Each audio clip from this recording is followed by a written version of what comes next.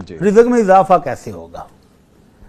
تو practical life میں کہیں گے بھائی جان کوئی جاب کرو، کوئی کاروبار کرو تو پھر ہی رزق میں اضافہ ہوگا، اور کیسے ہوگا؟ جی ہاں، ایسے بھی ہوگا، اور آمنہ کے لال صلی اللہ علیہ وسلم نے آپ کو سپورٹ کرنے کے لیے، آپ کے رزق میں اضافے کے لیے جو عمل بتایا ہم وہ آپ کو بتانے لگے ہیں۔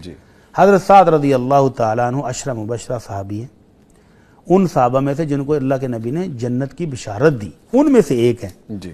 تو وہ ایک تو مالدار تھے، خوبصورت بھی تھے۔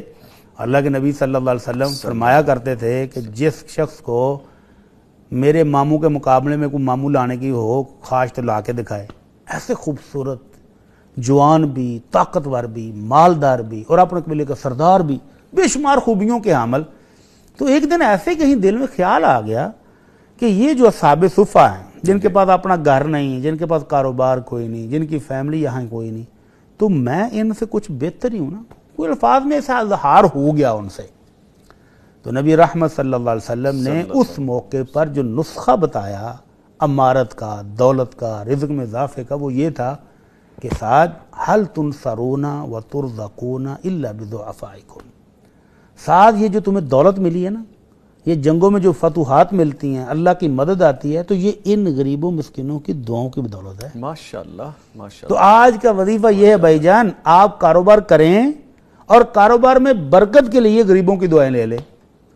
آپ جاب کرتے ہیں، جو وہاں سے کماتے ہیں اس میں برکت آ جائے، اس میں اللہ تعالیٰ اضافہ فرما دیں، تو اس کے لیے غریبوں کی دعائیں لے لیں۔ کیسے لے لیں؟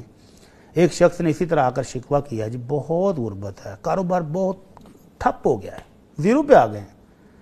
تو رہنمائی کرنے والے بزرگوں نے کہا کہ تم غریبوں کو کھانا کھلا کے ذرا چیک کرو۔ سبحان اللہ۔ کہنے لگے جی مجھے تو اپنی روٹی کے لالے پڑے ہوئے ہیں، تو آپ کہتے ہیں دوسروں کو کھلائیں۔ کہنے لگے بھائی گھر میں جو پکتا ہے نا اسی میں سے تھوڑا سا ایک غریب کو بھی دے دو۔ وہ بیچارہ واپس آ گیا، جی میں تو کوئی اور نسخہ لینے گیا تھا، بزرگوں نے یہ کیا نسخہ دے دیے۔ بہرحال وہ کہتے ہیں گھر آیا تو میں نے کہا بیگم سے جو کھانا پکا ہے نا اس میں سے ایک آدمی کا کھانا علیحدہ کر دو۔ اس نے کہا پہلے ہی تھوڑا ہے، تھوڑے سے مجھے دے دو۔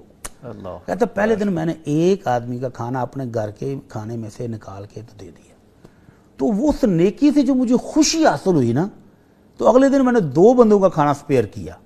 سبحان اللہ۔ 2 کا کیا تو مزید حوصلہ بڑھا، اور اب وہ کہتا ہے جی میں 400 بندوں کو روزانہ کھانا کھلا رہا ہوں۔ سبحان اللہ۔ تو وہ 400 بندوں کا کھانے کا رزق کہاں سے آیا؟ وہ دے رہا ہے، وہ دے رہا ہے، وہ دے رہا ہے، بالکل وہ دے رہا ہے۔ جس کے بندوں کو آپ جا کر رزق پہنچا رہے ہیں، ان کی ضرورت پوری کر رہے ہیں، تو آسمان والا اپنے دروازے بھی کھول دیتا ہے۔